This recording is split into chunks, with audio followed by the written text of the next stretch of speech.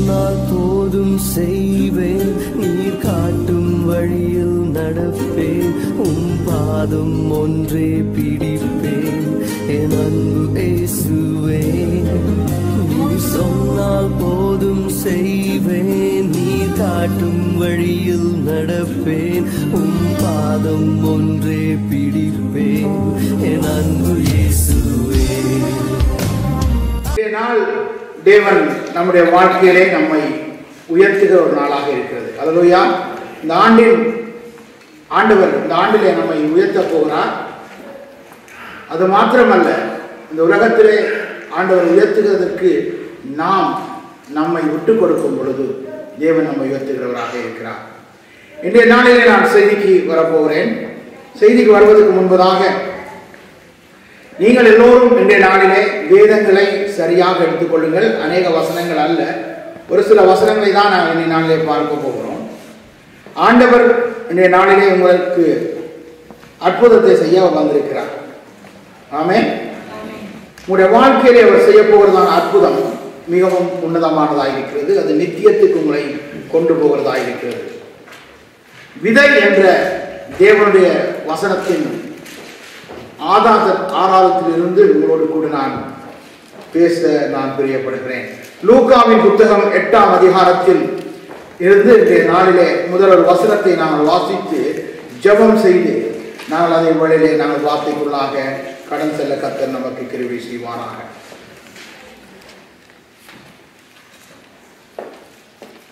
நாலாவது வசனத்தை 8ஆம் அதிகாரம் 4வது வசனத்தை நாங்கள் வாசிக்க கேட்போம். சகல பட்டணங்களிலும் இருந்து திரளான ஜனங்கள் அவரிடத்தில் வந்து கூடின போது அவர் உவமையாக சொன்னது. ஆமென். நாங்கள் ஜெபம் பண்ணுவோம். சகல பட்டணத்திலிருந்தும் ஜனங்கள் கூடி வந்த போது அவர் ஒரு உவமையை சொன்னார். ஏன் இந்த உவமையை சொன்னார் என்று வேதம் நமக்கு விளக்கம் தருகிறது. இந்த விதை, இந்த வசனம் யாருடையது, இதனால் நம்முடைய வாழ்விலே என்ன நன்மை என்பதை என் ஆண்டவராகிய இயேசு கிறிஸ்து நமக்கு கற்றுக் கொடுத்திருக்கிறார். ஏன் அவர் உவமையாய் சொன்னார், எதற்காக அதை சொன்னார், ஏன் அதனால் என்ன நன்மை நமக்கு உண்டாக வேண்டும் என்று தேவன் பிரியமாயிருக்கின்றார் என்பதை நாம் அறிந்து கொண்டு செயல்படும்படியாய் தேவன் எங்கள் உள்ளங்களிலே அவர் வாசமாயிருப்பாராக. எங்கள் இல்லங்களிலே அவர் வாசமாயிருப்பாராக. எங்களுடைய சிந்தனையிலே அவர் வாசமாயிருப்பாராக. எங்களை தம்முடைய வசனத்தினாலே உயிர்ப்பிப்பாராக. என்னையும் உயிர்ப்பித்து உங்களையும் உயிர்ப்பித்த தேவன் இந்த பூமியில் உள்ள ஒவ்வொரு ஜனங்களையும் உயிர்ப்பிக்கும்படியாய் தன்னுடைய ஜீவனை கொடுத்து உங்கள் மேல் அன்பு கூர்ந்த ஆண்டவர் உங்கள் மத்தியிலே இன்றைக்கு வந்திருக்கிறார். உங்களுடைய கண்கள் அவரை காணவில்லை, ஏனென்றால் அவர் ஆவியாய் இருக்கின்றார். அவரை தொழுது கொள்கிறோம், ஆவியோடும் உண்மையோடும் தொழுது கொள்ள வேண்டும் என்று சொல்லி நாம் அவரை ஆராதித்து தொழுது கொள்கிறோம். அவர் இருக்கிறவராகவே அவர் இருக்கின்றார். ஆனால் அவரை காணக்கூடாதபடி எங்களுடைய மனக்கண்கள் கூடாக்கப்பட்டிருக்கிறது. அநேகருடைய கண்களை தேவன் திறந்து விட்டார். இன்றைக்கும் காண முடியாதவர்களை காணத்தக்கதாக தேவனுடன் இன்றைக்கு உங்களுடைய இதயங்களை திறப்பாராக. ஆண்டவரே, இந்த நாளிலும் இந்த விதியை விதைக்கும் பொழுது சத்துருவானவன் வந்து இந்த விதியை எடுத்துக்கொண்டு போகாத வண்ணம் ஒவ்வொருடைய உள்ளங்களிலும் இது ஆழமாய் விதைக்கப்பட ஆண்டவரை கிருபை செய்கிறான். இயேசுவின் மூலம் ஜெபிக்கின்றேன் நல்ல பிதாவே. அன்பான தேவஜனமே, இதை அநேக பிரசங்க மேடைகளிலே கேட்டிருக்கிறேன். எத்தனை பேர் இயேசு பொய் சொல்லுவார் என்று தெரிந்தவர்களே இருக்கிறீர்கள்? இந்த இடத்துல ஒருவரும் இல்லை. இயேசு பொய் சொல்லுவாரா? அல்லேலூயா. ஒருவரும் இல்லை. இயேசு உண்மை சொல்லுவார் என்று சொல்லுகிற கரங்களை தட்டுவார். அப்பொழுது இந்த வார்த்தை இயேசு சொன்னது. அல்லேலூயா. இன்றைக்கு இயேசு உங்களோடு கூட பேச விரும்புகிறார் தன்னுடைய ஆவியினாலே. ஏனென்றால் வசனம் இயேசு சொல்லியிருக்கிறார், நான் சொல்லவில்லை. இந்த வேத வசனங்கள் பரிசுத்த மனிதர்களை கொண்டு பரிசுத்த தேவ ஆவியினாலே அவர் ஏவப்பட்டெழுதினார்கள் என்று சொல்லப்பட்டிருக்கிறது. 2000 ஆண்டுகளுக்கு முன்பதாய் 4 சுவிசேஷ புத்தகத்தை ஆண்டவரோடு கூட உறவாடி அவரோடு நடந்து வந்தவர்கள் இந்த சுவிசேஷத்தை 4ஐயும் எழுதினார்கள் என்று வேதம் நமக்கு சொல்லுகிறது. இந்த வேதத்திலே சொல்லப்பட்ட இந்த வார்த்தையை விசுவாசிக்கிறவன் ஒருபோதும் வெட்கப்பட்டு போவதில்லை. அல்லேலூயா. ஆனா அப்படினாலே சகல பட்டணங்களிலிருந்து திரளான ஜனங்கள் அவரிடத்தில் வந்து கூடின போது அவர் உவமையாய் சொன்னார். திரளான ஜனங்களை ஆண்டவராகிய தேவன் பார்க்கின்றார். சகல பட்டணங்களிலிருந்தும் வந்தார்கள் என்று வேதம் சொல்கிறது. இன்றைக்கு சகல பட்டணங்களிலிருந்தும் நீங்களும் வந்திருக்கிறீர்கள் நான் விசுவாசிக்கிறேன். ஒருவர் ஜெப்னாபட்டினம், ஒரு சாவச்சேரி பட்டணம், இப்படி பல பட்டணங்கள், கொழும்பு பட்டணம், இப்படியாக ஒவ்வொரு பட்டணங்களிலிருந்து இன்றைக்கு வெற்றிக்குளம் பட்டணம், இப்படி பட்டணங்களிலிருந்து வந்து நீங்கள் கூடியிருக்கிறீர்கள். ஆமே. உங்களோடு கூட ஆண்டவர் உண்மையான ஒரு வார்த்தையை உங்களோடு பேச விரும்புகிறார். அப்படினாலே இங்கே முன்னே பார்த்தீர்கள் என்றால் 8வது வசனத்திலே 1வது வசனத்திலிருந்து நான் வாசித்த போது அநேக பின்பு அவர் பட்டணங்கள் தோறும் கிராமங்கள் தோறும் பிரயாணம் பண்ணி தேவனுடைய ராஜ்யத்துக்குரிய நற்செய்தியை கூறி பிரசங்கித்து வந்தார். 12 அவரோடு கூட இருந்தார். 12 சீசர்களும் அவரோடு கூட தான் இருந்தார்கள். அதுக்கு பின்புதான் நாங்கள் பார்த்தோம் என்றால் அவர் பொல்லாத ஆவிகளையும் வியாதிகளையும் நீக்கி குணமாக்கின சிலை ஸ்திரீகளும் 7 விசுவாசிகள் நீங்கின மதலேனா மரியா எனப்பட்ட மரியாளும் இருந்தார். ஆமே. இன்னைக்கு எங்களுக்கு தினத்திர பிசாசு இருந்து எங்களுக்கு தெரியாது என்ன நாங்கள் எழுதி வைக்கவில்லை. அல்லேலூயா. ஆனால் பொல்லாத ஆவிகளையும் வியாதிகளை நீக்கி குணமாக்கின சிலை ஸ்திரீகள் அங்கே இருந்தார்கள் என்று சொல்லப்பட்டிருக்கிறது. ஏரோதின் காரியக்காரனான கூசாவின் மனைவியாகிய யோவன் நாடும் சூசன் நாடும் தங்கள் ஆசைகளால் அவருக்கு ஊழியம் செய்து கொண்டு வந்த மற்ற அநேக ஸ்திரீகளும் கூட இருந்தார்கள். சீசர்கள் மாத்திரம் இருந்தான்னு சொல்லிட்டு அநேகர் பிரசங்கிக்கிறார்கள். தவறு. இங்கே பெண்களும் ஆண்டவரோடு கூட பின்னால் ஆஸ்திகளால் இருந்தார். ஆமே. இப்பொழுது நாங்கள் இந்த வசனத்தை நொஸ்கிலே இப்பொழுது வாசிக்க கேட்போம். மேய்க்கர்கள் உண்டான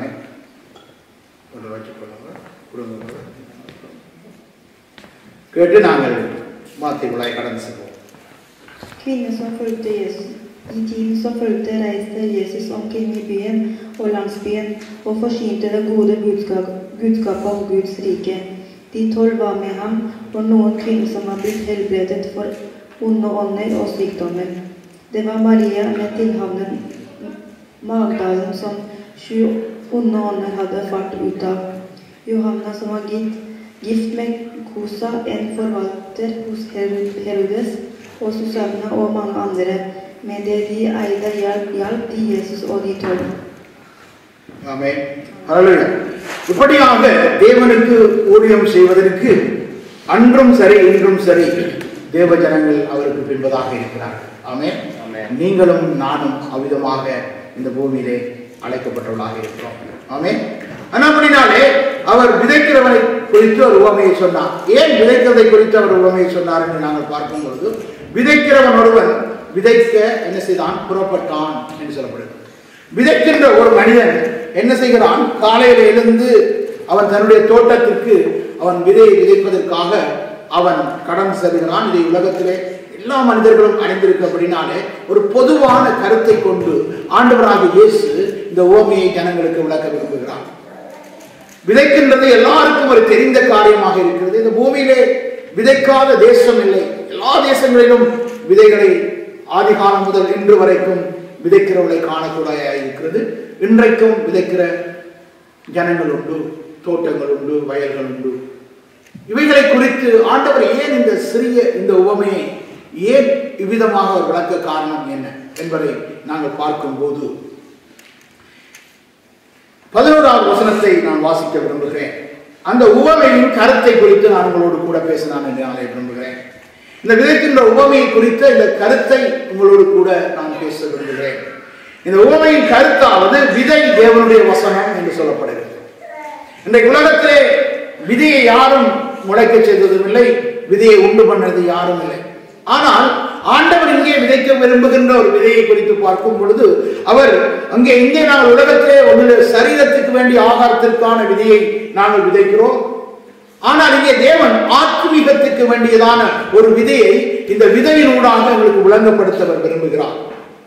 இதை பார்க்கும் பொழுது இந்த விதை வசனம் என்று சொல்லப்படுகிறது. இந்த விதையானது தேவன் விதைக்கும் பொழுது எல்லா இடங்களிலும் சரியாக தான் விதைக்கப்படுகிறது. ஆனால் ஏன் சில விதைகள் மாத்திரம் பலன் தருகிறது, சில விதைகளை ஏன் பலன் தரவில்லை என்பதை அவர் இங்கே வசனத்தினூடாக அவர் விவரிக்க ஆண்டவராக இயேசு விரும்பினார்.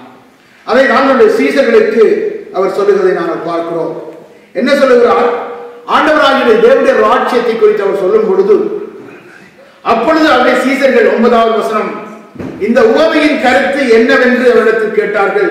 அதற்கு அவர், தேவனுடைய ராஜ்யத்தின் ரகசியங்களை அறியும்படி உங்களுக்கு அருளப்பட்டது, மற்றவர்களுக்கோ அவர்கள் கண்டும் காணாதவர்களாகவும் கேட்டும் உணாதவர்களும் இருக்கத்தக்கதாக அவைகள் உவமையாக பேசப்பட்டது என்று சொன்னார். முன்பு இந்த சீசர்களுக்கு தான் இதை அவர் விவரித்து சொன்னார். அதற்கு முன்பு சொன்னவர்களுக்கு, பட்டணங்களிலும் கிராமங்களிலிருந்து வந்த ஜனங்களுக்கு சொல்லும் பொழுது அவர் உவமையாய் சொல்லிவிட்டு அவர் கடந்து போய்விட்டார். ஏனென்றால் இந்த காலத்துக்காய் அப்படி சொன்னார் என்று பார்க்கும் பொழுது ஜனங்கள் அதை கேட்கக்கூடிய திராணி இல்லாதவர்களாக இருந்தார்கள். எனக்கு அநேகருடைய வாழ்க்கையிலே தேவன் கொடுக்கின்ற வார்த்தையை கேட்க திராணி இல்லாதவர்களுக்கு ஆண்டவர் தன்னுடைய மறைவான மன்னாவை கொடுப்பதில்லை என்று வேதம் சொல்கிறார். ஒரு ஆத்துமாவுக்கு தேவையான அந்த உணவை ஆண்டவர் கொடுக்கும் பொழுது அந்த ஆத்துமா அதை வாங்கிட்டு கதற வேண்டும். மான்கள் நீரோடை வாங்கிட்டு கருது போல என் ஆத்துமா தேவன் மேல் தாகமாயிருக்கிறது என்று தாவீது ராஜா சொல்லுகிறார்.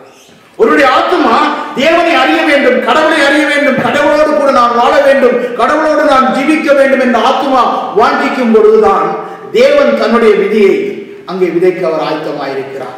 ஆனாலும் பூமியில எல்லாருக்கும் இந்த விதை விதைக்கப்படுகிறது. எல்லாருக்கும் இந்த விதையினாலே, உலகத்தில் உள்ள எல்லா மனிதரும் இந்த பூமியிலே விதைக்கப்படுகிற விதைகளினாலே எல்லோரும் ஆரோக்கியம் அடைந்தது போல தேவனுடைய வார்த்தையை தேவன் விதைக்கும் பொழுது அந்த வார்த்தையினாலே ஒவ்வொரு மனிதன் யார் அந்த வார்த்தையை ஏற்றுக்கொள்கிறார்களோ அவர்களுடைய வாழ்க்கையை தேவன் இந்த உலகத்திலே எவ்விதமாக விதையினாலே ஒரு மனிதனுடைய பசியை ஆட்டுகிறாரோ, அந்த விதையினாலே ஒரு அவனுடைய பசியை மாத்திரமல்ல அவருடைய சரீரத்துக்கு தேவையான சகலதையும் அவர் விதையின் மூலமாக இந்த பூமியிலே கொடுக்கிறாரோ, அதே விதமாக அவருடைய வாழ்க்கையிலே அவன் வாழ்வதற்கு, அவன் ஜீவிப்பதற்கு ஆண்டவராகிய இயேசு கிறிஸ்து இந்த வசனத்தினூடாக அவருடைய ஆவி ஆத்தும சரீரத்தை அவர் பாதுகாக்க வல்லவராயிருக்கிறார். ஹல்லேலூயா. ஆமென் சொல். அங்கே சொல்லுகிறார், முதலாவது நான் பார்க்கும் பொழுது விதை தேவனுடைய வசனமாயிருக்கிறது. இதை நாங்கள் வாசித்தோம். 12வது வசனத்தை நோக்கிலே நாங்கள் வாசிக்க கேட்போம். 8:12. De vel veien er de som hører det, men så kommer djevelen og tar ordet bort fra hjertet deres, for at de ikke skal tro og bli frelst. அடுத்தது தமிழிலே வாசிக்க கேட்போம். வழியருகே விதைக்கப்பட்டவர்கள் வசனத்தை கேட்கிறவர்களாய் இருக்கிறார்கள். அவர்கள் விசுவாசித்து இரட்சிக்கப்படாதபடிக்கு பிசாசானவன் வந்து அவ்வசனத்தை அவர்கள் இருதயத்தில் இருந்து எடுத்து போடுகிறான். ஆமென். வழியருகே விதைக்கப்பட்டவர்கள். இன்றைக்கு இந்த விதை விதைக்கப்படும் பொழுது பல இடங்களிலே விழுகிறதை நாங்கள் காணக்கூடியதாக இருக்குது. ஆனால் இங்கே ஆண்டவராகிய தேவன் சொல்லுகிற காரியம், வழியருகே விதைக்கப்பட்டவர்கள் வசனத்தை கேட்கிறவர்களாக இருக்கிறார்கள். வழியருகே நாங்கள் போகும்போது, ரோட்டிலே பாதைகளிலே போகும்போது அநேகருடைய வாழ்க்கையிலே ஆண்டவராகிய இயேசு கிறிஸ்துவுடைய வாக்கியை நாங்கள் விதைக்கின்றோம். வழியருகே போகின்ற ஒவ்வொருவருடைய வாழ்க்கையிலும் இந்த வசனம் விதைக்கப்படுகிறது. அவர்கள் கேட்கிறவர்களாக இருக்கிறார்கள். அவர்கள் விசுவாசித்து ரட்சிக்கப்படாதபடி என்றால் அந்த ஆத்துமா விடுதலையாக்கப்படாதபடி அந்த வார்த்தையை விதைக்கின்றோம். இந்த தேசங்களிலே விதைத்தார்கள். ஆதி முதல் இன்று வரைக்கும் இந்த வார்த்தை விதைக்கப்பட்டிருக்கிறது. அநேகருடைய வாழ்க்கையிலே இது விதைக்கப்பட்டிருக்கிறது.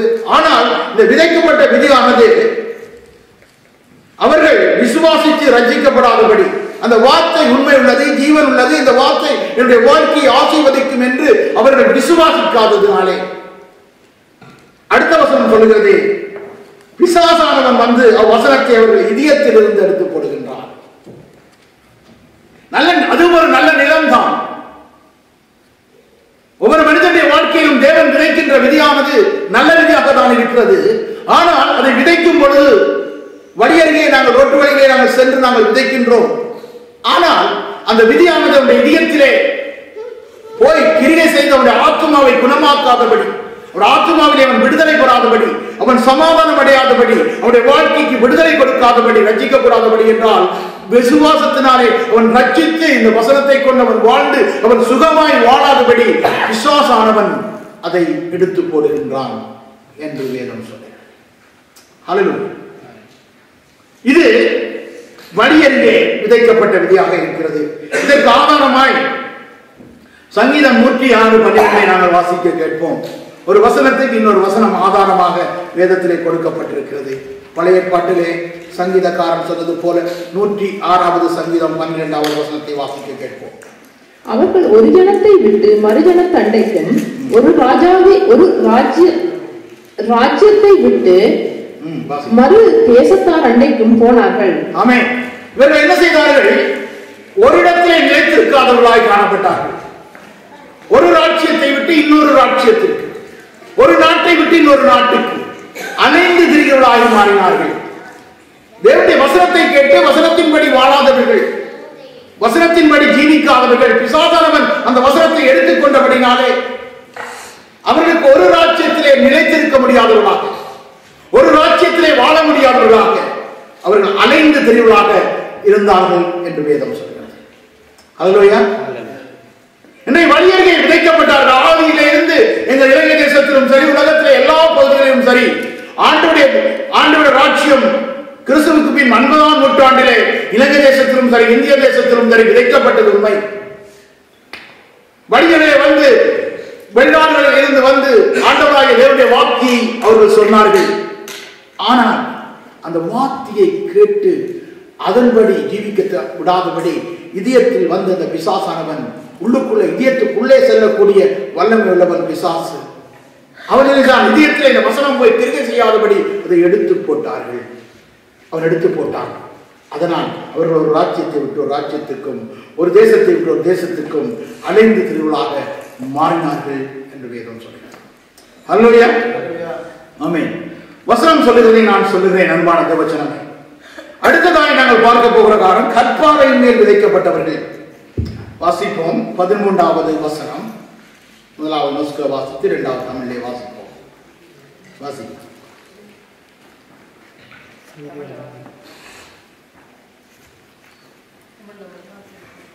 கற்பாறையின் மேல் விதைக்கப்பட்டவர்கள் கேட்கும் போது சந்தோஷத்துடனே வசனத்தை ஏற்றுக்கொள்கிறார்கள். ஆயினும் தங்களுக்குள்ளே வேர் கொள்ளாதபடியினாலே கொஞ்சம் காலம் மாத்திரம் விசுவாசித்து சோதனை காலத்தில் பின்வாங்கி போகிறார்கள். கற்பாறையிலே விதைக்கப்பட்டவர்கள். சில நேரங்களிலே தோட்டங்களிலே நாங்கள் பார்க்கும் பொழுது சில கல்லுகளை பொறுக்காமல் விதைக்கிறதுனாலே சில விதைகள் கல்பாறைகளிலே விழுந்து விடுகிறது. அதே போல இதய கடினம் உள்ள மனிதர்கள் வாழ்க்கையிலே இந்த தேவனுடைய வார்த்தையானது இதய கடினம் நிறைந்த மக்கள் மத்தியிலே அது விதைக்கப்படுகிறது. ஆனாலும் அவர்கள் அதை விசுவாசிக்கிறார்கள், ஏற்றுக்கொள்கிறார்கள். அது ஆழமாக அது விதைக்கப்பட்ட விதையானது, இந்த வசனமானது ஆழமாக செல்ல முடியாது போகிறது. காரணம் என்ன என்று இங்கே விளங்கப்படுத்துகிறார் ஆண்டவராகிய இயேசு. வேர் கொள்ளாதபடினாலே சோதனை காலம். எல்லா மனிதரும் ஆண்டவராகிய இயேசுவை ஏற்றுக்கொள்ளும் பொழுது ஒரு சோதனை காலம் உண்டு. உங்களை உறுதிப்படுத்தும்படியாக உலகத்திலே மரத்தை நட்டுவிட்டு காற்றை வீச செய்தவர் ஆண்டவராகிய தேவன். காற்று அடிக்கிறதுனாலே மரம் அடியிலே வேர் கொள்ள வேண்டும் என்று ஆண்டவராகிய தேவன் விரும்பினபடினாலே அவர் அந்த அடியிலே அது வேர் கொள்ளும்படியாக என்ன செய்கிறார்? காற்றை வீச செய்கிறார். மரம் ஆட ஆட ஆட அது ஆழமாக போக வேண்டும். சில நேரம் நம்முடைய வாழ்க்கையிலே ஆண்டவராகிய இயேசு கிறிஸ்துவை ஏற்றுக்கொள்ளும் பொழுது ஒரு சிறிய சோதனை, ஒரு சிறிய காய்ச்சல், ஒரு தலையிடி, இல்லையென்றால் மற்றவர்களால் வருகிற நிந்தைகள், அவமானங்கள் நம்மை நெருக்கும் பொழுது, அல்லேலூயா கூட்டம் எங்கேயா போகிறீர்கள் என்று மற்றவர்கள் கேட்கும் பொழுது ஒரு சோதனை, அந்த வேளையில் அதை தாங்கிக் கொள்ள முடியாமல் கொஞ்ச காலம் ஏனோ தானோ என்று தேவ ஆலயத்திலே வந்து தேவனை தொழுது கொள்வதற்காக வருகிறார்கள். கொஞ்ச காலம் அங்கே நிற்கிறார்கள். பிறகு என்ன செய்கிறார்கள்? காணாமல் போய் விடுகிறார்கள். காரணம் என்னென்றால் தேவனுடைய வார்த்தையானது அந்த கற்பாறையிலே விதைக்கப்பட்டபடினால் அந்த இதயம் அங்கே என்ன நடக்கவில்லை, அந்த இதயத்திலே அதை ஏற்றுக்கொண்டு அந்த பாரங்களை சுமக்கக்கூடிய ஒரு சுமையை தாங்கக்கூடிய இதயம் இல்லாமல் இருக்கிறது. காரணம் என்ன? அவர்களுடைய இதயம் ஏற்கனவே கடினம் உள்ளதாக இருக்கிறது. முதலாவது கூட்டத்தாரை நாங்கள் பார்த்தோம். இப்பொழுது இரண்டாவது கூட்டத்தாரை நாங்கள் பார்க்கிறோம். முதல் இயேசு இயேசு இயேசு என்று சொல்லிக் கொண்டிருந்தவர் பிறகு ரோட்டிலே வேறு ஏதோ சொல்லிக் கொண்டிருப்பார். என்னையே அவர் முதல் இயேசு கொண்டார். இப்பொழுது அங்கே வான புதியெல்லாம் அவர்களுக்குள்ளே இருந்து வெளிப்படுகிறது. இல்லை என்றால் மற்றவர்களை பற்றி குறை சொல்லிக் கொண்டிருப்பார்கள். இயேசுடைய வார்த்தையை ஏற்றுக்கொண்டவர்கள் உண்மையா இயேசுக்குள் வாழ வேண்டும் என்பது குறை சொல்லி தெரிய மாட்டார்கள். வேதம் சொல்லுகிறது குறை சொல்லாதிருப்பாயாக என்று இயேசு கிறிஸ்து சொல்லியிருக்கிறார். குறை சொல்லிக் கொண்டு தெரியும் பொழுது அந்த கருத்து என்ன? அவர்கள் சோதனையிலே நிற்காதவர்களாய் காணப்படுகிறார்கள். இதே கடினம் உள்ளவர்களாய் காணப்படுகிறார்கள். நான் தேவனுடைய வார்த்தையை ஏற்றுக்கொள்ள வேண்டும், அந்த வார்த்தையிலே நான் வாழ வேண்டும் என்று விரும்புகிறவர்கள் மற்றவர்களை பார்த்து குறை சொல்லிக் கொண்டிருக்க மாட்டார். ஹல்லேலூயா. என்றால் இந்த பூமியிலே சரியாய் வாழுகின்ற மனிதன் ஒருவரும் இல்லை. ஹல்லேலூயா. ஆனபடியாலே இந்த வசனத்தை நாங்கள் கவனிக்கிறோம். கொஞ்ச காலம் விசுவாசித்து சோதனை காலத்தில் இவர்கள் பின்வாங்கி போகிறார்கள். இன்னும் ஒரு சந்ததியை நாங்கள் பார்க்கிறோம். அதுக்கு முன்பதாக இதுக்கு ஆதாரமான முள்ளுள்ள இடங்களிலே விதைக்கப்பட்டதற்கு, கற்பாறையிலே விதைக்கப்பட்டதற்கு ஒரு ஆதாரம் நீதிமொழிகள் 12:3 நாங்கள் வாசித்து கேட்போம். நீதிமொழிகள் 12:3. நீதிமொழிகள் 12. துன்மார்க்கத்தினால் மனுஷன் நிலை வரப்படான். துன்மார்க்கத்தினாலே மனிதன் நிலை வரப்படான். நீதிமான்களுடைய வேரோ அசையாது. நீதிமான்களுடைய வேர் அசையாததாயிருக்கு. உடைய சிந்தனை துன்மார்க்கமாய் மாறுகிறது. அதனால் அவன் நிலைவரப்பட்டிருப்பதில்லை, அவன் ஒரு இடத்திலே தங்கி இருப்பதில்லை.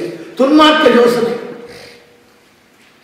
குறை சொல்வது துன்மார்க்க யோசனை, கோல் சொல்வது துன்மார்க்க யோசனை. அவன் நிலைவரப்பட்டிருப்பான், இடத்தில் இருக்கவே மாட்டான். அவன் அங்கும் இங்கும் அலைகின்றவனாயிருக்கின்றான்.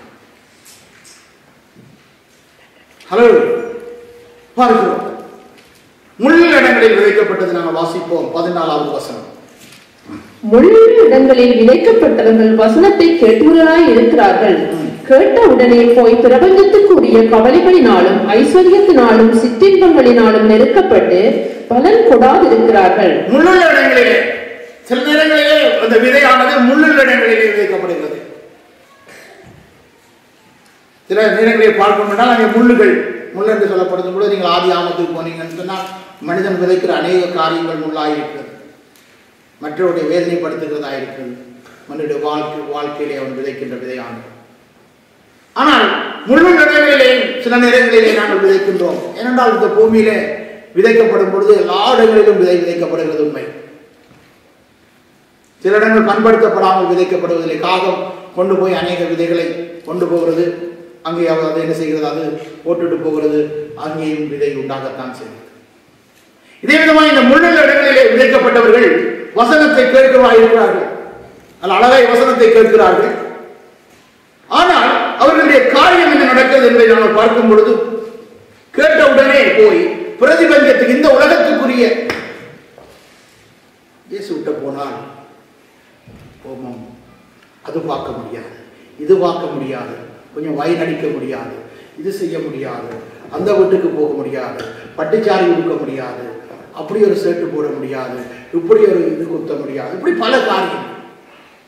இப்பிரபஞ்சத்துக்குரிய கவலைகள் என்ற அந்த கவலை அந்த முழு இடங்களிலே விதைக்கப்பட்ட அந்த ஜனக்கூட்டத்திற்குள் வருகிறது. அது மாத்திரமல்ல, உடனே ஐஸ்வர்யத்துக்குரிய மயக்கம். இப்படி களவாய் பணம் சம்பாதிக்க முடியாது, இவனை ஏமாற்ற முடியாது, இப்படி களவாய் வேலை செய்ய முடியாது, இப்படி உழைக்க முடியாது, அப்படி உழைக்க முடியாது, பொய்யான காரியங்களை செய்து பணத்தை சம்பாதிக்க முடியாது என்பதனால் வசனத்தை கேட்டவர்கள் தான், கிறிஸ்துவுக்கு தன்னுடைய வாழ்க்கையை ஒப்படைத்தவர்கள் தான்.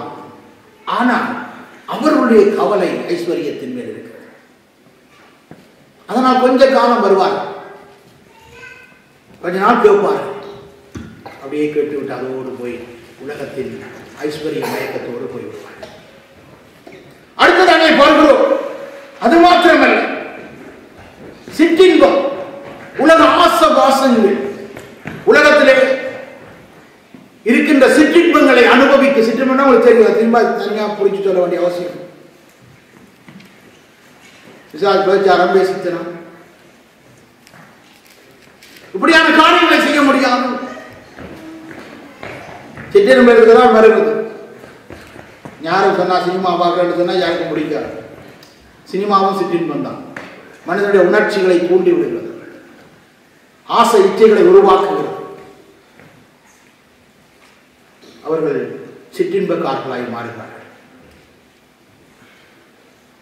இது அவருடைய வாழ்க்கையை அதை வெறுக்கிறதுனாலே பலன் கொடுக்காமல் போய்விடுகிறார்கள்.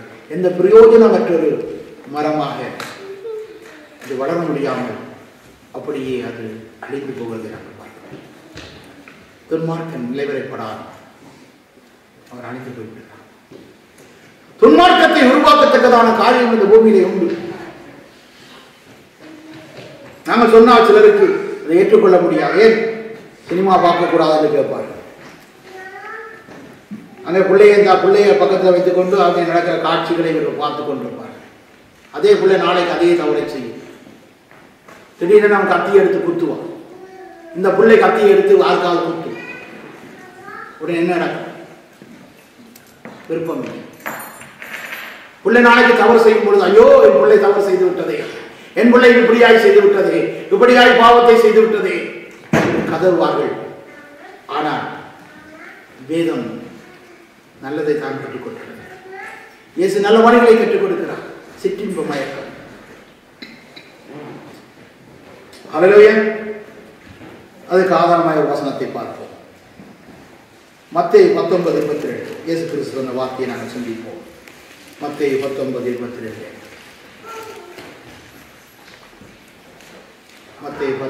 அந்த வாலிபன் மிகுந்த ஆஸ்தி உள்ளவனாய் இருந்தபடியால் இந்த வார்த்தையை கேட்ட பொழுது துக்கம் அடைந்தவனாய் போய்விட்டான். ஒரு ஐஸ்வர்யவான் ஆண்டவருடைய சமூகத்துக்கு வருகிறான். ஆண்டவராகிய தேவனை ஏற்றுக்கொள்ள வேண்டும் என்று பிரியத்தோடு வருகிறான். எல்லா கட்டளைகளிலும் அவன் கீழ்ப்படிய வேண்டும், கீழ்ப்படிந்திருக்கிறான். ஆனால் அவன் வந்தபோதோ ஆண்டவர் சொன்னார், அவன் தனித்த ஒரு மனிதனாய் வந்தான். அவனுடைய பெற்றோர் இருந்ததாய், தாய்மார்கள் இருந்ததாய் தெரியவில்லை. அவர்களுக்கு நிறைந்த ஐஸ்வர்யம் இருந்தது. ஆனால் அவன் இயேசுவை பின்பற்ற வேண்டும், இயேசுவுக்கு சீஷராக இருக்க வேண்டும் என்று அவன் விரும்பினான். நல்லது, வா என்று ஆண்டவர் அழைத்தார். ஆனால் இச்சை, சிற்றின்ப மயக்கம், பண ஆசை அவனை ஆண்டவரோடு நடக்க விடாதபடி தடை செய்ததாக இந்த வேதத்திலே எழுதியிருக்கிறது. இன்றைக்கு பணம் நமக்கு தேவை. ஆண்டவர் என்னையும் ராஜ்யத்தையும் தேடுகிறவர்களெல்லாம் கூட கொடுக்கப்படும் என்று ஆண்டவர் சொன்னார். இன்றைக்கு ஆண்டவராக இயேசு கிறிஸ்துவை ஏற்றுக்கொண்டு 22 ஆண்டுகள் ஒரு வேளை அப்பத்திற்காக நானோ என் சந்ததியோ இழந்து தெரியவில்லை. என் ஆண்டவர் போதுமானவராக இருக்கிறார். ஆமென். ஹல்லேலூயா. ஆண்டவர் போதுமானவராக இருக்கிறார்.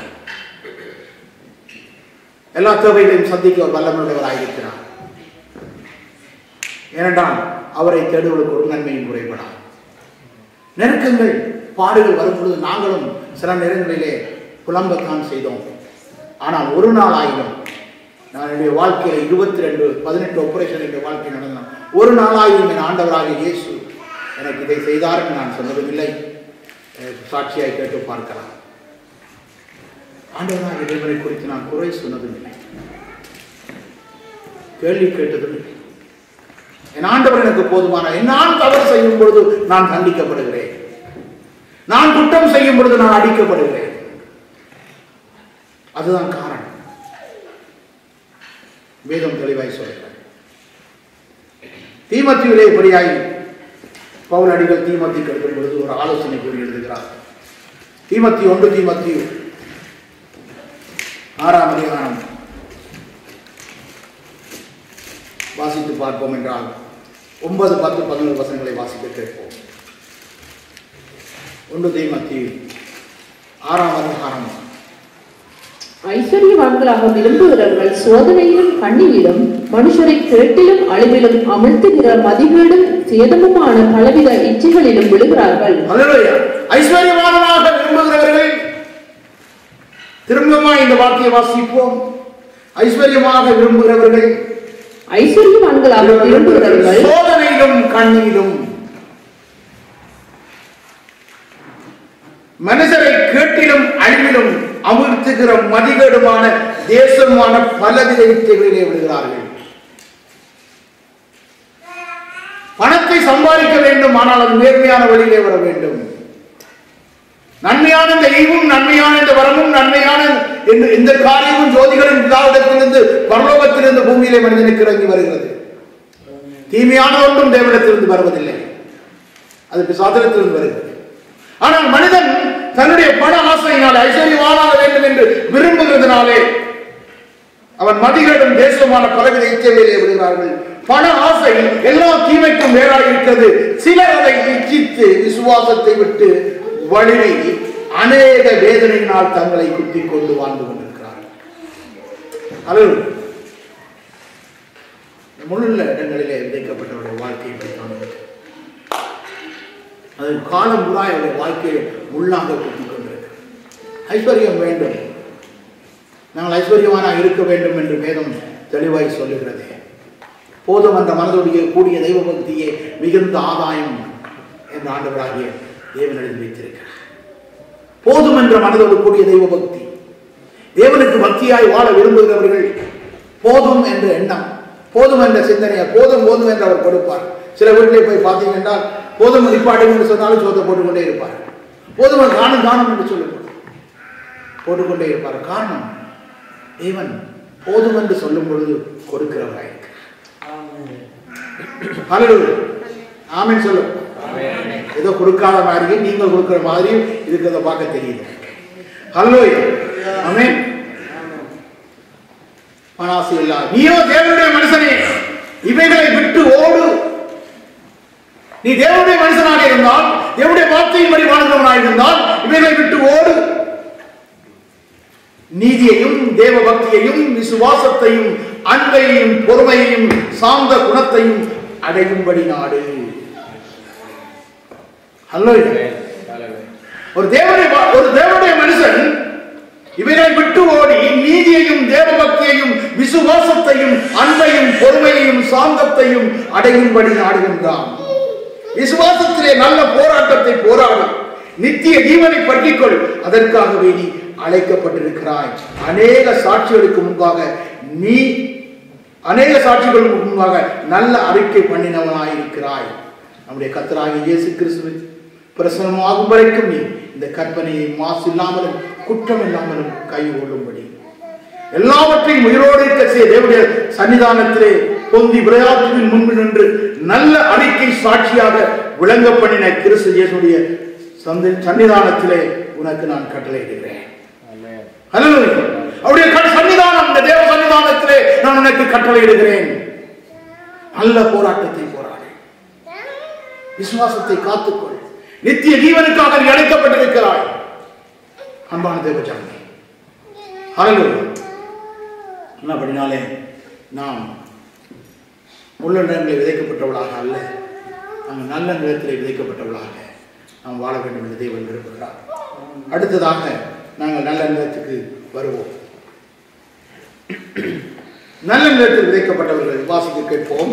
நல்ல நிலத்தில் விதைக்கப்பட்டவர்கள் வசனத்தை கேட்டு அதை உண்மையும் நன்மையுமான இருதயத்திலே காத்து பொறுமையுடனே பலன் கொடுக்கிறவர்களாய் இருக்கிறார்கள். ஆமென். வாசிக்க கேட்போம். பிள்ளைகளுக்கு விளங்கும்படியா வாசி. 8ஆம் அதிகாரம் லூக்காவின் புத்தகத்தை வைத்துக் கொள்ளுங்கள்.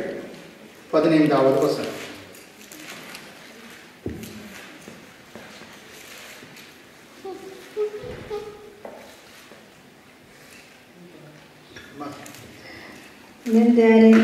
Men det i den gode jorden, det som hører ordet og tar vare på det i et fint og godt hjerte, så de utholdende og bærer frukt. Amen. நல்ல நிலத்தில் விதைக்கப்பட்டவர்கள் வசனத்தை கேட்டு அதை உண்மை என்றார் நம்புகிறார். இந்த வசனம் தேவனால் கொடுக்கப்பட்டது என்ற உண்மை என்று அதை நம்ப வேண்டும். மற்ற 3 பகுதி மக்களை பார்க்கிறோம். இந்த மக்களுடைய வாழ்க்கையில் அவர்கள் அதை உண்மை என்று முதலாவது நம்ப வேண்டும். நல்ல நிலத்தில் விதைக்கப்பட்டது இதை உண்மை, வசனத்தை கேட்டு அதை உண்மையும் நன்மை என்ற வாழ்க்கையில இந்த வார்த்தையானது என்னுடைய வாழ்க்கைக்கு நன்மையாயிருக்கிறது. இந்த மனிதன் ஒரு வார்த்தையை சொன்னார், ஒரு நன்மை காரியத்தை சொல்லுவார் என்று ஒரு சில மனிதர்கள் ஏற்றுக்கொள்வார்கள். அதே போல இயேசு சொன்ன இந்த வார்த்தை உண்மை, என்னுடைய வாழ்க்கையில் இது உண்மை, என்னுடைய வாழ்க்கையில் இது நன்மையை கொடுக்கும். அது மாத்திரமல்ல, பொறுமையுடன் கொடுத்த வார்த்தையை நிறைவேற்ற வல்லவராயிருக்கிறார். ஒரு திருமணமான ஒரு பெண், கணவன் ஒரு வாக்கு கொடுத்துட்டு வருகிறார், நான் வெளிநாடு சென்று வருகிறேன், நிச்சயமாய் நான் திரும்பி வருவேன், நான் வந்து உன்னோடு கூட நான் வாழ்வேன், உனக்கு வேண்டியதெல்லாம் நான் கொண்டு வருவேன் என்ற பொழுது அந்த பெண்ணானவள் தன்னுடைய கற்புள்ள அவன் நடக்கையோடு கூட அவள் காத்திருக்கிறாள். வருவார் என் கணவர், கொடுத்த வாக்கு மாற மாட்டார். வந்து அவர் எல்லா ஆட்சிகளோடும் வந்து அவளை மனமுடித்து அவர் கொண்டு போகும்போது அவள் மன மகிழ்ச்சியோடு போகிறாள். ஏன்? நான் காத்திருந்ததற்கேற்ற பலனை நான் பெற்றுக்கொண்டேன். ஹல்லேலூயா. அதே போல ஆண்டவராகிய தேவன் இந்த வசனம் நல்லது, உன்னுடைய வாழ்க்கைக்கு உன்னை பலமாக்குகிறது, உன்னுடைய வாழ்க்கையை ஆசீர்வதிக்கிறது, உன்னுடைய வாழ்க்கையை உயர்த்துகிறது, இந்த வாழ்க்கையிலே இது சமாதானத்தை கொடுக்கிறது, இந்த வாழ்க்கையிலே உன்னை உயர்த்தக்கூடியதாக இருக்கிறது. இந்த வார்த்தையை நான் விசுவாசிக்கிறேன், இந்த வார்த்தைக்காக நான் காத்திருக்கிறேன். என் ஆண்டவர் எனக்கு ஒரு வாக்குத்தத்தம் தந்தார். இந்த வாக்குத்தத்தை நிறைவேற்றவர் வல்லவராக இருக்கிறார். நிச்சயமாய் அவர் செய்வார். அதே போல 2000 ஆண்டுகளுக்கு முன்பதாய் வந்த இயேசு கிறிஸ்து மீண்டும் நமக்காக வந்து நம்மை எடுத்துக்கொள்ள அவர் ஆயத்தமுள்ளவராக இருக்கிறார் என்று நீ காத்திருப்பாய் என்றார். காத்திருந்தால் நீ பலன் கொடுக்கிறவனாய் மாறுவாய். ஹல்லேலூயா. எப்பொழுதும் போட்ட உடனே முளைக்காது. ஒரு பயிரானது நாங்கள் எப்பொழுதும் எதிர்பார்க்கிறது என்ன? உடனே இன்சென்ட் காப்பி மாதிரி ஏதாவது டக்குன்னு முளைக்க வேண்டும் என்று எதிர்பார்க்கிறோம். ஆனால் விதை ஒருபோதும் அப்படி முளைப்பதில்லை. விதை போட்டால் காத்திருக்க வேண்டும். பின்மாறி முன்மாறியை ஆண்டவர் வரை செய்ய வல்லவராய் இருக்கிறார். அது உண்மையானது. இந்த வார்த்தை என்னுடைய வாழ்க்கையை கட்டி எழுப்பக்கூடியதாக இருக்கிறது. இந்த வார்த்தையில் என் வாழ்க்கை உயர்த்தப்படக்கூடியதாக இருக்கிறது என்று காத்திருக்க வேண்டும். 2000 ஆண்டுகளுக்கு முன்பதாய் ஆண்டவராகிய இயேசு கிறிஸ்து ஒரு திருமண வீட்டுக்கு அழைக்கப்பட்டிருந்தார். முதலாவது ஆண்டவராகிய தேவன் அழைக்கப்பட்ட இடம் அதுதான். ஒரு திருமண வீட்டிலே போனார். அந்த திருமண வீட்டுக்குள்ளே அவர் நுழைந்த போது அங்கே ஏதோ ஒரு குறை இருக்கிறது அவர் அறிந்தார். ஆனால் அவர் அமைதியோடு காத்திருந்தார். மரியாளோ அவசரத்தோடு வந்து இந்த வீட்டிலே திராட்சரசம் குறைவாய் இருக்கிறதே. திராட்சரசம் வந்தோன்னு எல்லாரும் நினைக்கிறது அல்கோல் என்று சொல்லி அல்கோலை விட்டு அடிக்கலாம்.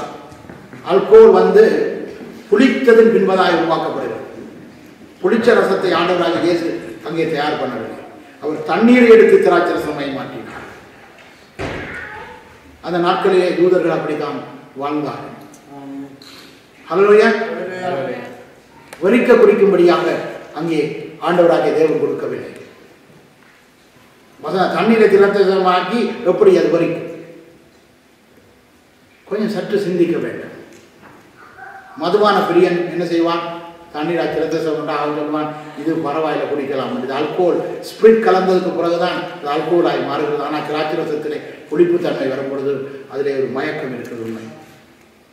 அன்பான தேவச்சனமே, சத்தியத்தை பொய்யாய் மாற்றி சிஷ்யரை விட்டு சிஷ்யை தொழுது செவித்தார்கள் என்று வேதம் சொல்லுகிறது.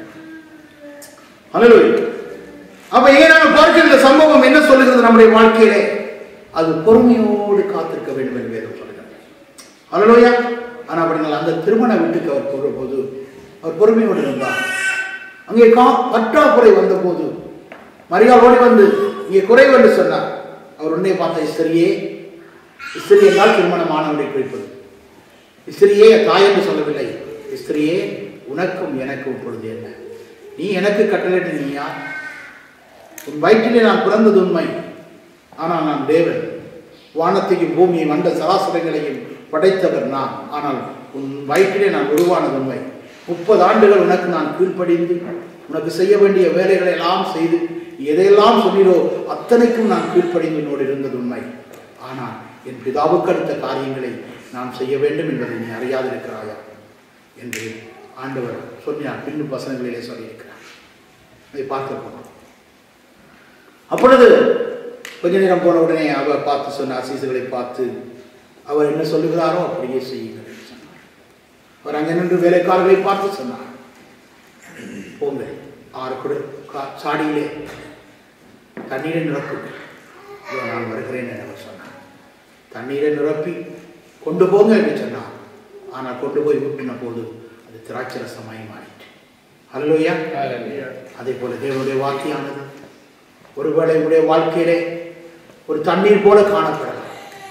ஆனால் இந்த வார்த்தை உங்கள் வாழ்க்கையிலே வரும்பொழுது உன் வாழ்க்கை திராட்சரசமாய் மாறும். ஹல்லேலூயா. உன் வாழ்க்கையை திராட்சரசமாய் மாற்றுகிறவர் என் ஆண்டவராகிய இயேசு கிறிஸ்து. அங்கே கொண்டு போய் இந்த 6 சாடி நிறைய கொடுத்த தண்ணீரை குடித்தவர் இதுவரைக்கும் என் வாழ்விலே நான் இப்படிப்பட்ட திராட்சரசத்தை குடித்ததில்லை என்று சொன்னார். ஹல்லேலூயா. இதுவரைக்கும் காணப்படலாம். ஆனால் இன்றைக்கு இந்த ஆண்டவராகிய இயேசுவின் வார்த்தையை ஏற்றுக்கொண்டு இந்த வார்த்தையின்படி வாழும்படி அவருடைய வாழ்க்கையில் நல்ல நிலத்திலே விதைக்கப்பட்ட ஒரு விதையாய் இந்த வாழ்க்கையில் ஏற்றுக்கொள்வாய் என்றால் உன்னுடைய வாழ்க்கை அநேகருக்கு திராட்சரசமாய் மாறும். என் ஆண்டவர் அதை அற்புதமாய் செய்ய வல்லவராயிருக்கிறார். ஹல்லேலூயா. இதுதான் நாம் தேவன் என்று செய்து கொண்டிருக்கிறார். அன்பான தேவச்சனமே, ஹல்லேலூயா. அப்படியாக ஆண்டவர் திராட்சரசமாய் மாற்றி அன்றைக்கு அந்த திருமண வீட்டில் அந்த குறையை நீக்கிறவர் உன் வாழ்க்கையில் இருக்கிற குறையை நீக்க அவர் வல்லவராயிருக்கிறார். உன் வாழ்க்கையில் இருக்கிற குறையை நீக்க அவர் வல்லவராயிருக்கிறார். ஹல்லேலூயா. Glory to Jesus. அதற்கு ஆதாரமாய் நாங்கள் ஒரு வசனத்தை பார்ப்போம். உபாகமம் 30:6. இதை உண்மையும் நன்மையும் என்று நீ ஏற்றுக்கொண்டால் உன் வாழ்க்கையிலே வருகின்ற ஆசீர்வாதத்திலே ஒரு வசனம் 2 வசனங்களை மாத்திரம் நான் வாசிக்கிறேன், மற்றதை விட்டே சென்று வாசிக்கிறேன். உபாகமம் 30:6 வாசம். உன் தேவனாகிய கர்த்தரில் நீ உன் முழு இருதயத்தோடும் உன் முழு ஆத்மாவோடும் அன்பு கொண்டு பிழைக்கும்படி உன் தேவனாகிய கர்த்தர் உன் இருதயத்தையும் உன் சந்ததியாரின் இருதயத்தையும் விருத்த சேதனம் பண்ணி இந்த சாபங்களை எல்லாம் உன் சத்துருக்கள் மேலும் உன்னை துன்பப்படுத்தின உன் பகைஞர் மேலும் சுமரப் பண்ணுவார். கவனிங்க, சாபங்கள் முன்னுக்கு சொல்லப்பட்டது. இந்த பூமியிலே எதனால் சாபம் வருகிறது என்று வேதம் எழுதி வைக்கப்பட்டது. சில பேர் சத்தியத்தை சொன்னால் விருப்பம் இல்லை, அவர்களுக்கு ஏற்ற விதமாக பேச வேண்டும் என்று விரும்புகிறார்கள். பைபிள்ல இருக்கிறது தான் சகோதரனை சகோதரியை பேச முடியும். தேவன் சொன்னதை தான் நாம் சொல்ல முடியும். தேவன் சொல்லாத ஒரு காரியத்தை, வேதத்தில் இல்லாத ஒரு காரியத்தை நாம் சொல்லவில்லை. அவருடைய இதயம் நோந்து எனக்கு அது கவலை கிடையாது. நல்ல நிலத்திலே நிலமாக இருக்கும் என்றால் இந்த விதியானது அவருடைய வாழ்க்கையிலே ஆசீர்வாதத்தை கடலிடும். ஆமென் சொல்லு. நீயோ 8வது வசனம், நீயோ மனம் திரும்பி கர்த்தரின் சத்தத்துக்கு செவி கொடுத்து நான் ஒன்று இன்றைக்கு கற்பிக்கிற அவருடைய எல்லா கற்பனைகளையும் செய்வாய். அப்பொழுது உனக்கு நன்மை உண்டாகும்படி உன் தேவனாகிய கர்த்தர் உன் கைகள் செய்யும் எல்லா வேலைகளிலும் உன் கற்பத்தின் கனியிலும் உன் மிருக ஜீவன்களின் பலனிலும் உன் நிலத்தின் கனியிலும் உன்னை பரிபூர்ணமடைய செய்வார். அல்லேலூயா. கொஞ்சம் தான் அவர் சொல்லல, உன்னை பரிபூர்ணமடைய செய்வார். உன்னுடைய வாழ்க்கை பரிபூர்ணமாக இருக்கும். எந்த குறைவுமற்ற ஒரு வாழ்க்கையாய் உன்னுடைய வாழ்க்கை இருக்கும் என்று சொல்றார். உன்னுடைய சாபங்களை எல்லாம் அவர் எடுத்து போடுவார். உன்னுடைய வாழ்க்கையில் எப்படிப்பட்ட சாபம் இருந்தாலும் சரி அதை அவர் எடுத்து போட அவர் வல்லவராக. உன் தேவனாகிய கர்த்தருடைய சத்தத்தில் செவி கொடுத்து இந்த நியாய பிரமாண புத்தகத்தில் எழுதியிருக்கிற அவருடைய கற்பனைகளையும் அவருடைய கட்டளைகளையும் கைக்கொள்ளும் பொழுது உன் தேவனாகிய கர்த்தரிடத்தில் நீ முழு இதயத்தோடும் முழு ஆத்மாவோடும் திரும்பும் போது கர்த்தர் பிதாக்கள் மேல் சந்தோஷமாய் இருந்தது போல உன்மேலும் உனக்கு நன்மை உண்டாக திரும்பவும் சந்தோஷமாய் இருப்பான். ஒரு ராஜா சந்தோஷமா இருந்தாலே அரவாசி நாட்டத்தார்னு சொல்லுவோம். அல்லேலூயா. ஒரு நடனம் ஆடினா காணும் ராஜா அரவாசி நாட்டத்தை. அவன் என்னத்துக்கு ஆடின பொழுது ஏன் கொடுக்கிறான்? உலக சிற்றின்பத்திற்காய் கொடுக்கின்றான். அது மயங்கி ஆடும் பொழுது அந்த ஆட்டத்தை கண்டவன் கொடுக்கின்றான்.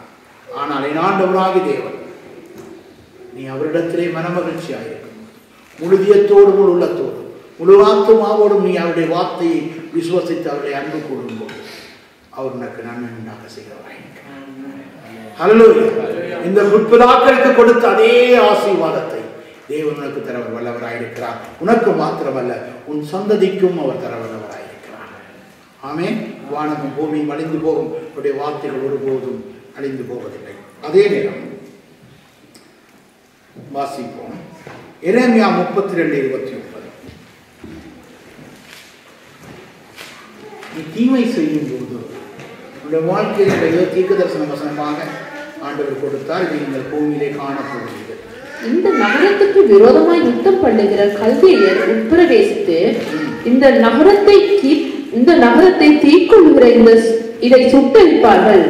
எனக்கு கோபம் உண்டாகும்படி எந்த வீடுகள் மேல் பாகாலுக்கு தூபம் காட்டி அந்நிய தேவர்களுக்கு பான பலிகளை வார்த்தார்களோ அந்த வீடுகளையும் சுட்டரிப்பார்கள். ஆமென். இந்த தேசத்திலே எழுதி வைத்துக் கொள்ளுங்கள், நடக்க போகிற ஒரு சம்பவம். இந்த தேசத்திலே யார் தேவனுக்கு விரோதமாக வாழ்கிறார்களோ, யார் தேவனுக்கு விரோதமாக ஜீவிக்கிறார்களோ, எந்த வீட்டிலே தேவனுக்கு விரோதமான காரியங்கள் நடைபெறுகிறதோ, எந்த வீட்டிலே இப்படியான காரியங்கள் செய்யப்படுகிறதோ, இந்த தேசத்திலே அந்த ஜனங்கள் தீ கொடுக்கப்படுவார்கள் என்று வேதம் சொல்லுகிறது. ஹல்லேலூயா. எச்சரிப்பின் சத்தம் சகோதர சகோதரர்.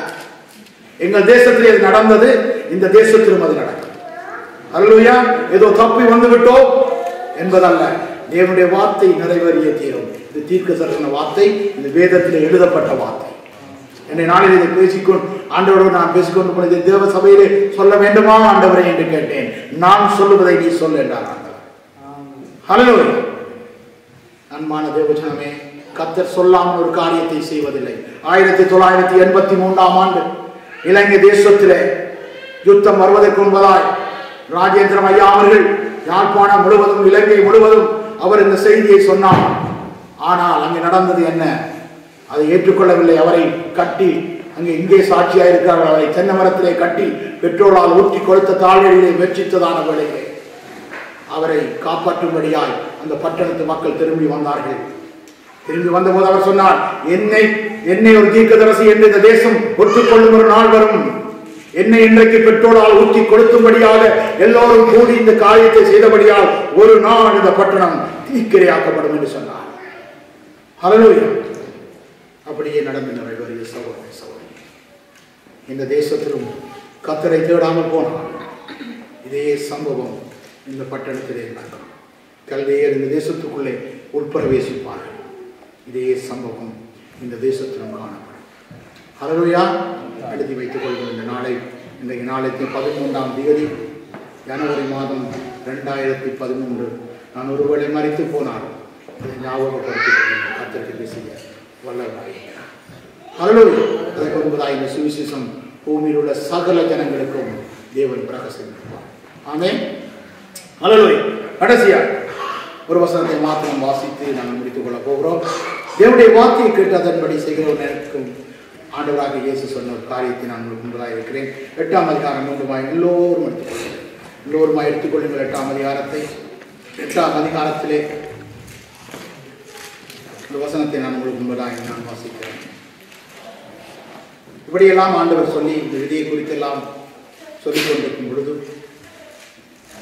அங்கே நடந்த ஒரு சம்பவம். 19ஆவது வசனத்தை நான் வாசிக்கிறேன். நாங்கள் வாசிப்போம். நான் தமிழில் வாசிக்கிறேன். அப்பொழுது அவருடைய தாயாரும் அவர் சகோதரன் அவரிடத்தில் வந்தார்கள். ஜனத்து கூட்டத்தினாலே அவர்களிடையே அவர்கள் சேரக்கூடாது இருந்தது. அப்பொழுது அவருடைய தாயாரும் உம்முடைய சகோதரரும் உம்மை பார்க்க வேண்டும் வெளியே நிற்கிறார்கள் என்று அவருக்கு அறிவித்தார்கள் இயேசுவுக்கு. அதற்கு அவர், தேவனுடைய வசனத்தை கேட்டு அதன்படி செய்கிறவர்களே எனக்கு தாயும் எனக்கு சகோதரமாய் இருக்கிறார்கள் என்றார். ஹல்லேலூயா. நீங்கள் ஆண்டவருக்கு தாயும் சகோதரமாய் இருக்க வேண்டும் என்றார். அவருடைய வசனத்தை கேட்டு அதன்படி செய்கிறவர்களை எனக்கு தாயும் எனக்கு சகோதரமாய் இருக்கிறார். ஆண்டவர் இயேசு சொன்னார். எழுந்து நிற்போம் இந்த வேளையில். ஹல்லேலூயா. அவருடைய வசனத்தை கேட்டு எத்தனை பேர் அவருடைய வசனத்தில் வாழ விரும்புகிறீங்க? ஆண்டவர் உங்களுடைய வாழ்க்கையில அற்புதம் செய்ய வல்லவராக இருக்கிறார். எப்படிப்பட்ட சாபமாக இருந்தாலும் என் ஆண்டவருடைய சாபத்தை அவர் நீக்க அவர் வல்லவராக இருக்கிறார். ஹல்லேலூயா. எல்லோரும் ஆண்டு சேர்ந்து நாங்கள் ஜெபிப்போம். சாத்தானை நீக்கி அந்த தேசத்தை நாங்கள் இயேசுவுக்காக கொண்டு வரப்போம். ஹல்லேலூயா. மகனே, இந்த ஆளே ஆண்டவர் மகனே இந்த நாளிலே ஆண்டவர் சொன்ன வார்த்தையை கவனமாயிருக்கும். இந்த வார்த்தையை பற்றி வாழ்ந்தால் இந்த பூமியிலே ஆசீர்வாதமாயிருக்கும். நீ மாத்திரமல்ல, உன் சந்ததியும் ஆசீர்வாதமாயிருக்கும். நான் சொல்லவில்லை, வேதம் சொல்லுகிறது, இந்த திருமறை சொல்லுகிறது. சகோதரனே சகோதரியே, இயேசு சொல்லுகிறார். இயேசு சொன்ன வார்த்தையை உங்களுக்கு உண்மைதாய் நான் வைத்தேன். தன்னுடைய பரிசுத்த மனிதர்களை கொண்டு பரிசுத்த ஆவியினாலே தேவன் எழுதிய வார்த்தைகளிலும் சில வார்த்தைகளை நாங்கள் பார்த்தோம். நியாயப்பிரமாண புத்தகத்திலிருந்து பார்த்தோம். ஆண்டவராக எரேமியா என்ற தீர்க்கதரிசியை தாயின் கற்பத்திலே பிரித்தெடுத்து அழைத்து அவரை அபிஷேகம் பண்ணி அவனை கொண்டு ஆண்டவர் சொன்ன வார்த்தைகள் இந்த பூமியிலே நிறைவேறிக் கொண்டிருக்கிறது. சகோதரனே சகோதரியே, அன்றும் நிறைவேறினது, இன்றைக்கும் அது நிறைவேறிக் கொண்டிருக்கிறது. தேவனுடைய ராட்சியம் புசிப்பும் பிடிப்பும் அல்ல, அது நீதியும் உண்மையும் உள்ள ஒரு வாழ்வு. எல்லோரும் கண்களை மூடி ஆண்டவரை நோக்கி துதிப்போம். இன்றைய நாளிலே வந்த குடும்பங்கள் விடுதலை ஆவதற்கு நீங்களும் நானும் சாட்சியாய் இருக்கின்றோம். இந்த தேசத்திலே நாம் சாட்சியாய் வாழ்ந்தால் மாத்திரமே இந்த தேசத்தை நாம் அசைக்க முடியும். நல்ல நிலத்திலே விதைக்கப்பட்ட விதையாக இந்த விதை பலன் கொடுக்க வேண்டும் என்றால் நீங்கள் காத்திருப்பீர்கள். நிச்சயமாய் தேவன் உங்களுக்கு பலன் தர வல்லவராய் இருக்கிறார். எப்படிப்பட்ட சூழ்நிலையை இன்றைக்கு இந்த ஆலயத்திலே நீங்கள் வந்திருந்தாலும், எப்படிப்பட்ட சூழ்நிலையை இந்த ஆலயத்திலே நீங்கள் வந்திருந்தாலும் சரி, நீங்கள் ஆண்டவருடைய வசனத்தை ஏற்றுக்கொண்டு காத்திருப்பீர்கள். நிச்சயமாய் இந்த தேசத்திலே நீங்கள் ஆசீர்வதிக்கப்பட்டிருப்பீர்கள். தேவன் அதை செய்ய வல்லவராய் இருக்கிறார். அவர் சொல்லியும் செய்யாதிருக்க ஒரு மனிதன் கிடையாது. அவர் வானத்தையும் பூமியையும் அண்ட சராசரங்களையும் படைத்த தேவன். அவர் சொல்ல அப்படி ஆகும், அவர் கட்டளையிடது நிற்கும். ஆனால் வார்த்தைக்கு கீழ்ப்படிய வேண்டும். டாக்டர் சொன்ன உடனே ஒரு வழி என்று சொல்லும் பொழுது அந்த வழிக்கு ஒரு மாத்திரையை கொடுத்த உடனே அதை அப்படியே போடுகிறீர்கள். ஆனால் வானத்தையும் பூமியையும் அண்ட சராசரங்களையும் படைத்த தேவன் கொடுத்த இந்த வார்த்தையை நீ விசுவாசித்து நீ பொறுமையோடு அந்த இதயத்திலே வைத்து காத்திருப்பாய் என்றால் இந்த தேசத்திலே நீ பலன் கொடுப்பாய். ஹல்லேலூயா. நீ பலன் கொடுப்பாய். தேவன் செய்ய வல்லவராய் இருக்கிறார். ஹரபா சாந்தா மாராபா ஷிபுரு ரிகாமா சாந்தி நீலமானி. என்னை விட்டு அந்நிய தேவங்களுக்கு போன பலிகளை வாழ்த்து அதனை ஆராதனை செய்கிறவர்கள் வெட்கப்பட்டு போவார்கள். ஹல்லேலூயா. இது நடக்கும் சகோதர சகோதரியே. ஆண்டவர் சொன்னதுதான். இது வேதம் சொல்லுகிறது, திருமறை சொல்லுகிறது. ஹல்லேலூயா. ஹல்லேலூயா. கர்த்தர் சொன்னதை சொல்லத்தான் வேண்டும். ஹல்லேலூயா. இல்லையென்றால் இந்த வேதம் பொய், இயேசு சொல்வது பொய். யார் இயேசு சொல்வது பொய் என்று சொல்கிறார்களோ அத்தனை பேருக்கு முன்பதாக நான் சொல்லுகிறேன், இந்த வேதத்தை தூங்குகிறவர்கள் ஒருபோதும் வெட்கப்பட்டு போனதில்லை.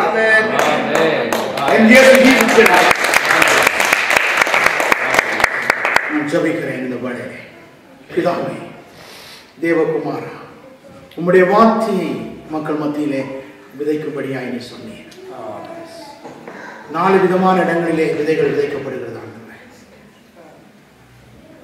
ஆண்டவரே, இந்த நாளிலும் கூட ஒரு நல்ல நிலத்தில் விதைக்கப்பட்ட விதையாக ஆண்டவரே அதை ஏற்றுக்கொண்டு பொறுமையோடு காத்திருந்து பலன் கொடுத்து ஒரு ஜனக்கூட்டமாக ஆண்டவரே இந்த ஜனங்களை நீ மாற்றும்படி அநேகருக்கு ஆசீர்வாதமான ஒரு பாத்திரங்களாக இந்த பாத்திரங்கள் மாறட்டும். ஆண்டவரே, இந்த நாளிலே ஒருவேளை தான் முதல் தடவையாக ஆண்டவரே இந்த ஆலயத்துக்கு வந்திருந்தார். ஆண்டவரே, இந்த நாளில் நீ சொன்ன வார்த்தை ஒருபோதும் சிதறி போகிறது. நீர் சொன்னீர் ஆண்டவரே, நான் என்னுடைய வார்த்தையை சொல்லியிருக்கிறேன். என் வார்த்தையை ஏற்றுக்கொண்டால் நல்ல நிலத்திலே விதைக்கப்பட்ட விதையாயிருந்தால் பொறுமையோடு இதயத்திலே வைத்து காத்திரு மகளே மகனே, நிச்சயமாய் உங்கள் வாழ்க்கையிலே நான் பலனை தருவேன். நான் பலனை தருவேன். நான் உன்னை ஆசீர்வதிப்பேன். நான் உன்னை உயர்த்துவேன். ஆனால் இந்த வார்த்தையை நீ ஏற்றுக்கொள்ள வேண்டும். என் வார்த்தையை நீ நல்லது எனக்கு ஆண்டவர் சொன்னார் என்று நிதியத்திலே வந்து காத்து கொண்டால் எனக்கு ஒரு பலன் கிடைக்கும். கர்த்தரை செய்ய வல்லவராயிருக்கிறார். ஆமென்.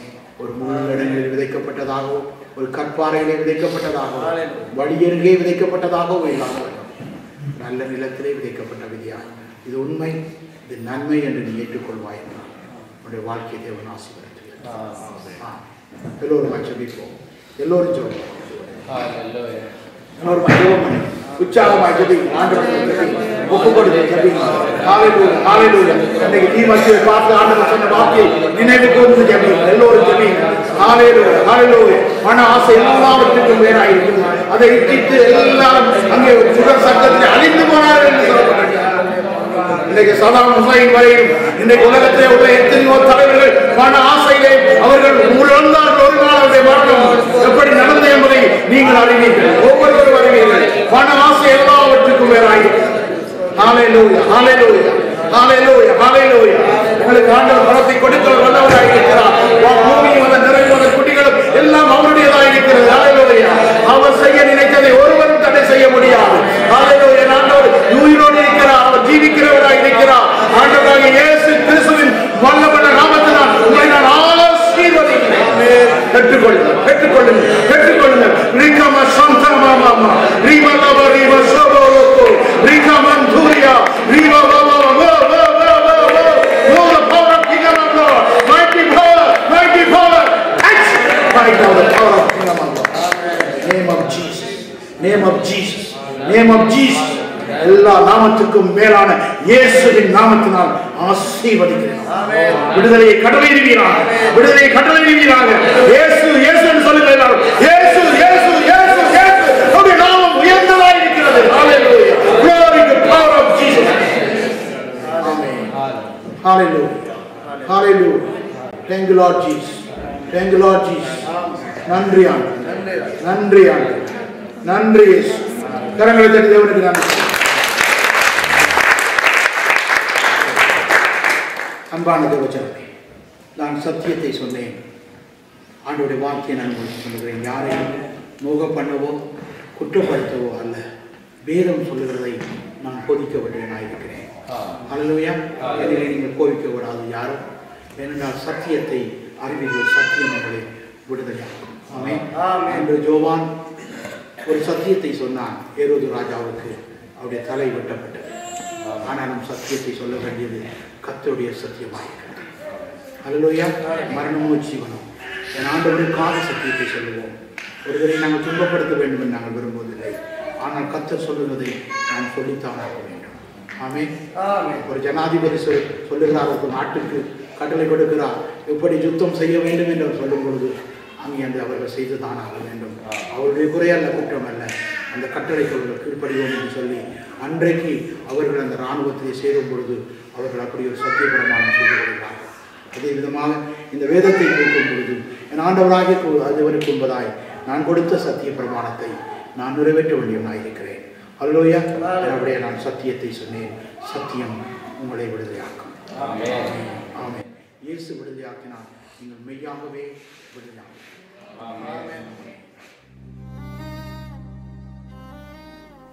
வானத்தையும் பூமியையும் அண்ட சராசரங்களையும் படைத்து வானோர் பூலோகத்தாருடைய முழங்கால் யாவும் முடங்கும் எல்லா நாமத்துக்கும் மேலான இயேசுவின் நாமத்தில் உங்களை வாழ்த்துகிறோம். அன்பான தேவஜனமே, இந்த வெப்சைட் ஊடாக நீங்கள் ஆசீர்வாதத்தை பெற்றிருப்பீர்கள் என்று நாங்கள் விசுவாசிக்கிறோம். மேலும் இந்த வெப்சைட் பகுதியிலே வீடியோ, ஆடியோ, போட்டோஸ் மற்றும் ஆர்டிகல்ஸ்கள் இருக்கிறது. இவைகளை நீங்கள் பார்த்து ஆவி ஆத்தும சரீரத்திலே பூரண விடுதலையும் சமாதானத்தையும் சந்தோஷத்தையும் பெற்றுக்கொள்வீர்கள் என்று நாங்கள் விசுவாசிக்கிறோம். பெரியா சுவிசேஷ தேவசபை குடும்பம் ஒவ்வொரு ஞாயிறும் மதியம் 14 மணி, அதாவது 2 மணிக்கு பரிசுத்த தேவ ஆராதனை நடைபெறுகிறது. இதிலே வந்து நீங்கள் கலந்து கொண்டு தேவ சமாதானத்தையும் ஆசீர்வாதத்தையும் பெற்றுக்கொள்ளும்படி பெரியா சுவிசேஷ தேவசபை குடும்பம் உங்களை அன்போடு கூட அழைக்கிறது. நீங்கள் ஒவ்வொருவரும் இந்த ஆசீர்வாதத்தை பெற்றுக்கொள்வீர்கள் என்று நாங்கள் விசுவாசிக்கிறோம். மேலும் இதங்களோடு நீங்கள் தொடர்பு கொண்டு ஜெப தேவைகளுக்கும் உங்களுடைய வாழ்க்கையின் ஆலோசனைகளுக்கும் எங்களோடு தொடர்பு கொள்ள விரும்பினால் கீழ்காணும் முகவரியிலோ அல்லது டெலிபோனிலோ நீங்கள் எங்களோடு கூட தொடர்பு கொள்ளலாம். இந்த வெப்சைட் மூலமாக கூட நீங்கள் எங்களோடு கூட தொடர்பு கொள்ளலாம். கர்த்தர் தாமே உங்களை ஆசீர்வதிப்பாராக. இயேசுவின் நாமத்தில் உங்களை ஆசீர்வதிக்கிறோம். ஆமென். ஆமென்.